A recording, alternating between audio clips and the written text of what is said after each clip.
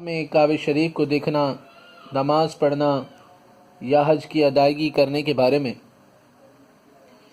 خواب میں کعبہ دیکھنے کی تعبیر یہ ہے کہ وہ مسلمانوں کا امام ہے۔ خواب دیکھنے والا اس میں جتنی کمی یا زیادتی دیکھے گا، اسی قدر کمی بیشی امام میں ظاہر ہوگی۔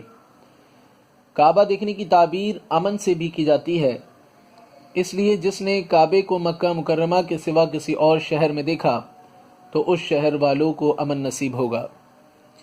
جس نے کعبہ دیکھا اور اس کا طواف کیا، کچھ مناسک حج بھی ادا کیے، تو تعبیر یہ ہے کہ اس کے دین میں بہتری ہے، اور جس نے کعبے کو دیکھا وہ ہمیشہ غلبہ، بلندی اور کامیابی حاصل کرے گا، اس لیے کہ کعبہ ہی امیدواروں کا قبلہ اور مقصود اصلی ہے۔ اور جس نے خواب میں کعبے سے پیٹھ پھیری یا اس کے اوپر نماز پڑھی، گویا اس نے اسلام کو پس پشت ڈال دیا ہے۔ ایک شخص سعید بن مسیب رحمۃ اللہ تعالی علیہ کی خدمت میں حاضر ہوا اور عرض کیا کہ میں نے اپنے آپ کو خواب میں کعبے کے اوپر نماز پڑھتے دیکھا ہے۔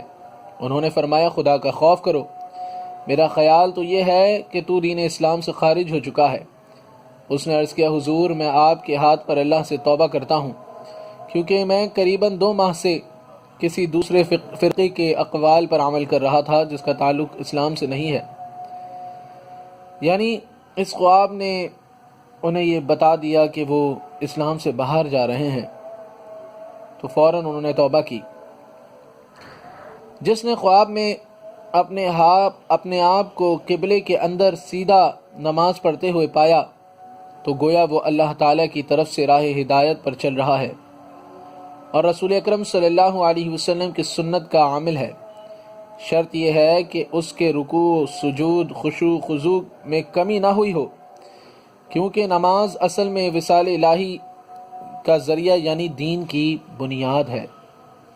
اگر کسی نے نماز میں نقص پایا تو جس قدر نقص ہوگا، کمی ہوگی، نماز میں اس نے دیکھی ہوگی، اتنی ہی کمی، اتنا ہی نقصان اس کے دین میں ہے۔ اور جو شخص خواب میں قبلے کو نہیں پہچان سکتا، اس سے یہ واضح ہوتا ہے کہ وہ دین کے متعلق حیرت اور گمراہی میں مبتلا ہے۔ اور اگر خواب دیکھنے والے نے نماز میں زیادتی کی ہے تو گویا اس نے ارکان اسلام میں سے کسی رکن کے بارے میں اعتراض یا شک کیا ہے۔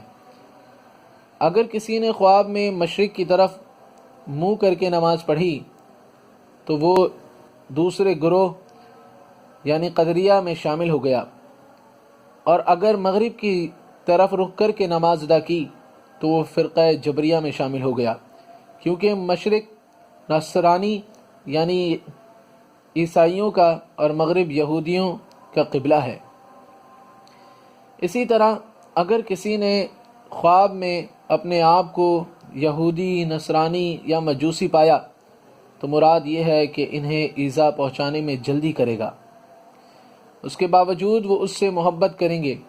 اگر کسی نے دیکھا کہ وہ بت کی پرستش کر رہا ہے تو وہ اللہ تعالیٰ پر بہتان تراشی کرے گا، جھوٹی باتیں کرے گا، اور ممکن ہے شراب پینے اور دوسرے گناہ کرنے لگے۔ اگر چاندی کے بت کی پوجا کرے تو گناہ کے قریب جائے گا اور بیوی سے جھوٹ بولے گا، اور اگر بت سونے کا ہو تو مراد یہ ہے کہ اپنے معاملات میں اسے صدمہ پہنچے گا جو اسے گوارا نہ ہوگا اور غصہ دلائے گا۔ اگر بت لکڑی کا ہو تو خواب دیکھنے والا اس کے قریب ہو جائے گا جو اپنے دین کے لحاظ سے خبیث ہوگا، اور اگر بت لوہے یا تانبے کا ہوگا تو تعبیر یہ ہے کہ وہ طالب دنیا ہے۔ کوئی شخص خواب میں آنکھ کی پوجا کرے تو وہ اپنے دین میں شیطان کا عمل دخل پائے گا، اور اگر آنکھ میں شعلہ نہ ہو تو وہ حرام مال کی خواہش میں تگ و دو کرے گا۔ اگر کسی نے خواب میں قبلے کی سمت لوگوں کی امامت کی تو ایسا ولی ہوگا جو لوگوں کی ایک جماعت کے بارے میں فیصلہ کرنے کا مجاز ہوگا، اور اپنی ولایت کے زمانے میں عدل و انصاف کرے گا، لیکن امامت کرتے وقت اگر قبلہ درست نہ تھا تو وہ اپنی دلالت کے زمانے میں، ولایت کے زمانے میں ظلم و ستم کرے گا۔ اذان کے بارے میں، اگر کسی نے حج کے مہینے میں خواب میں اذان سنی تو وہ حج کرے گا۔ دوسری تعبیر یہ ہے کہ وہ اپنے دین میں عالی مرتبہ اور رفیع ہوگا۔ اگر یہ اذان حج کے دنوں کے علاوہ سنی یا ہر وقت اور ہر عہد میں گلیوں میں اذان ہوتے ہوئے اس نے سنا ہے تو اس سے مراد یہ ہے کہ لوگوں میں اچھی اور صحیح خبریں ظاہر ہوں گی۔ اگر کسی نے دیکھا کہ مسجد کا مینارہ گر گیا ہے تو اس کی تعبیر یہ ہے کہ اس مقام کے رہنے والے مختلف مذاہب اختیار کر لیں گے۔ اگر کسی نے خواب میں اذان تو دی مگر پوری نہیں دی تو وہ نیک اور اچھا آدمی ہے۔ اگر اذان حج کے مہینوں میں دی تو تعبیر یہ ہے کہ وہ حج کے لیے جائے گا مگر حج نہیں کر سکے گا۔ اگر حج کے مہینوں کے علاوہ اذان دی تو مراد یہ ہے کہ چوری کرے گا مگر اس سے فائدہ حاصل نہ کر سکے گا، چور مشہور ہو جائے گا۔ اگر کسی نے خواب میں دیکھا کہ اس نے مسجد بنائی ہے تو مطلب یہ ہے کہ وہ دوسروں کے ساتھ مل کر کوئی بھلائی کا کام کرے گا یا کسی کی شادی کرانے میں شریک ہوگا۔ اگر دیکھا کہ وہ کسی ایسی زبان میں اذان دے رہا ہے جسے وہ جانتا نہیں ہے تو یہ امراض پر دلالت کرتا ہے کہ وہ بہت بڑا چور ہے۔ اگر کسی کو خواب میں چھینک آئی اور کسی نے اسے یرحمکم اللہ کہا تو اسے حج اور عمرے کی بشارت ہو۔ اگر کسی نے دیکھا کہ اس نے سر منڈوا لیا ہے اور حج کا زمانہ ہے تو ایسا خواب دیکھنے والے کو حج کی ادائیگی اللہ تعالیٰ نصیب فرمائے گا۔ حج کا زمانہ نہیں تو مقصد یہ ہے کہ اس کی ساری پونجی ختم ہو جائے گی۔